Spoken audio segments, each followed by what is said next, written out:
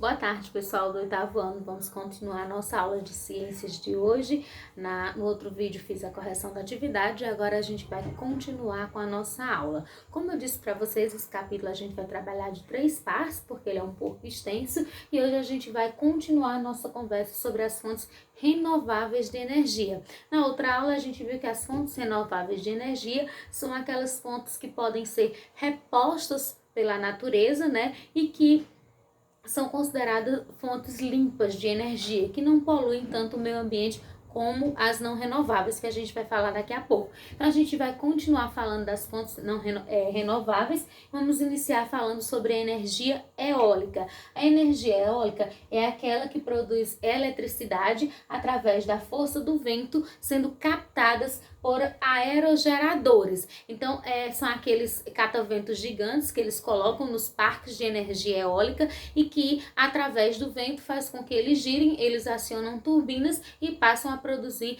energia elétrica, tá certo? Essa energia, apesar de ser renovável, porque ela pode ser reposta a todo tempo pela natureza, ela é considerada também uma fonte limpa, porque ela não vai poluir nem o solo, nem vai poluir o ar, mas ela apresenta alguns problemas. Por exemplo, a área onde esses geradores são instalados, ela vai ser uma área que vai produzir ruídos de em torno de 43 decibéis. Então, as casas que forem feitas têm que ser a no mínimo 200 metros de distância do parque de energia, por conta do ruído que pode atrapalhar, causar problemas na audição.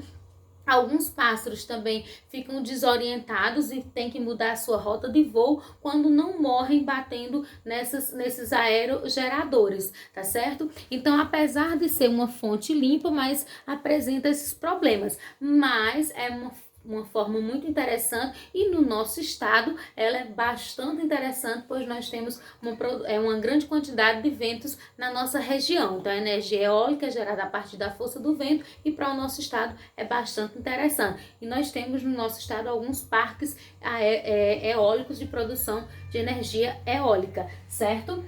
A energia geotérmica é aquela que produz eletricidade a partir do calor emitido do interior da Terra. Esse tipo de energia, eles vão captar a energia que vem do interior da Terra, que sai, por exemplo, naqueles geysers, que de tempos em intervalos de tempo, lança aquele vapor de água, e aí eles captam essa energia e transformam em energia elétrica. A energia geotérmica é limpa, é renovável, porque está no interior da Terra e vai ser sempre reposta, mas um dos problemas que ela apresenta é o alto custo para sua instalação. Então, por isso que nem todos os países optam por ela, e também não é em todos os lugares, em todos os países que tem esses geysers, que tem essa possibilidade de absorver essa energia. Mas ela é uma fonte renovável e limpa e boa para o meio ambiente. Bom, pessoal, então esquecendo, a energia de biomassa é uma energia também renovável que pode ser reposta, e ela tem como matéria-prima a matéria orgânica, ou seja, na energia de biomassa, os combustíveis são obtidos a partir de seres vivos. Como exemplo, no nosso país, nós temos os biocombustíveis, que é o etanol e o biodiesel. O etanol, ele é produzido a partir da cana-de-açúcar, que é uma matéria orgânica, que é um ser vivo, né, um vegetal.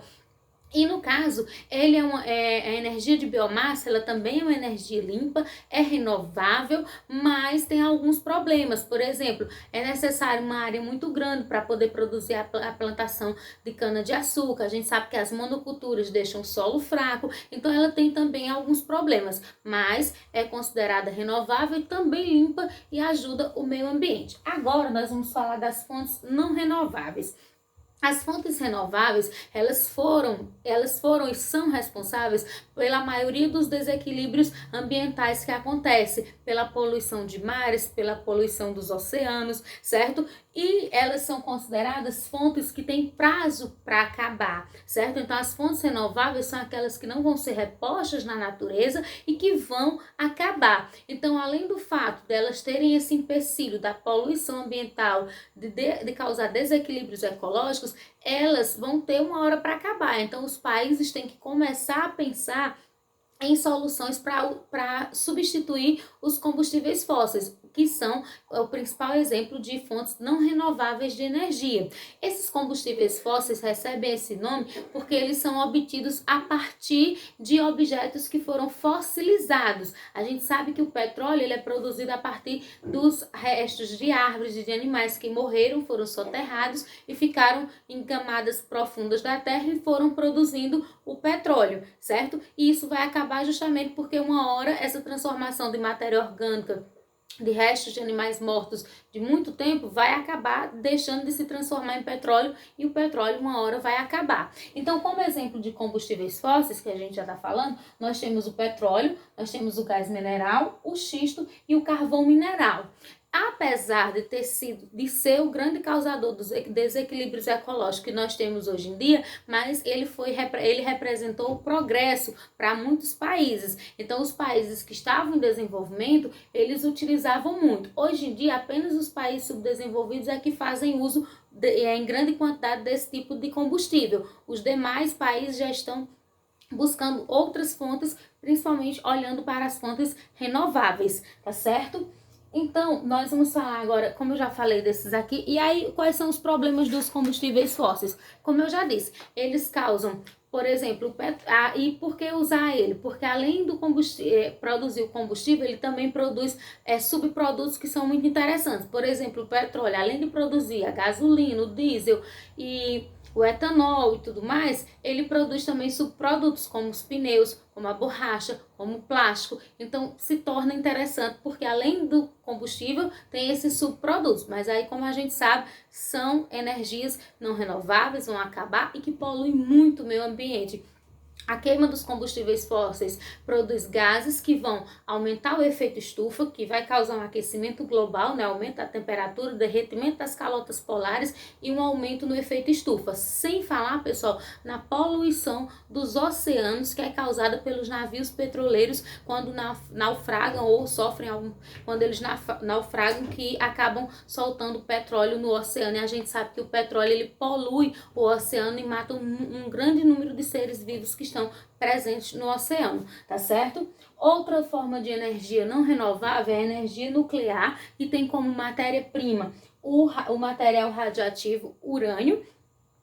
Esse tipo de energia, ela custa um pouco mais caro para o governo instalar, apesar dela poluir menos do que os demais que a gente já falou, mas a gente sabe que o lixo radioativo, ou seja, elas não precisam de grandes áreas para ser instaladas, mas o lixo que é produzido nessas usinas, que é chamado de lixo radioativo, ele é um lixo que, se não for descartado de forma correta, ele pode, ou em acidentes que acontecem nas usinas, pode liberar emissões radioativas, que essas emissões radioativas vão atingir as pessoas que moram próximos e, infelizmente, causam doenças nas pessoas, como, por exemplo, câncer, e isso passa de geração para geração, ou seja, é transmitido geneticamente de pai para filho, para neto, e causa um problema muito grande. Então, por isso que há de se ter cuidado quando se fala nessas energias, na energia nuclear. Bom, pessoal, por hoje era só, né? Na outra aula a gente vai ver a parte final do capítulo, tá certo? Eu vou colocar agora para vocês as páginas do conteúdo e da atividade que eu quero que vocês mandem para mim, tá bom, pessoal? Rapidinho.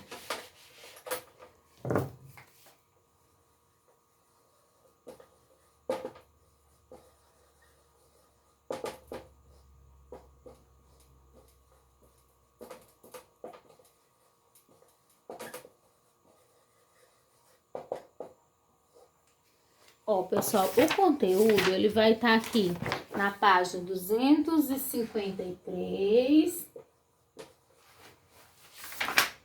a 256, só até onde fala de energia nuclear, tá certo?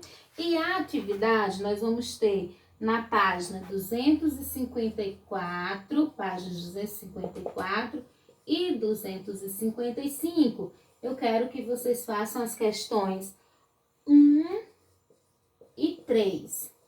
Agora nós vamos para outras questões. Vou repetir aqui. Das páginas 267 267 a 272. Aí eu quero que vocês façam essas questões aqui, que eu vou colocar agora, tá bom? Ó, vocês vão fazer a questão 3, 6, 3, 6, 7, deixa eu ver se der, ó, 3, 6, 7, 9, 11 e 13, 11 e 13, aí 22 e 23.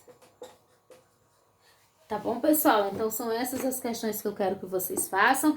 Resolvam e mandem pra mim, ou no aplicativo, ou no meu zap, não tem problema. O importante é que mandem, e qualquer dúvida eu tô disponível de 1 até as 5 para tirar dúvidas de vocês. Tchau, pessoal!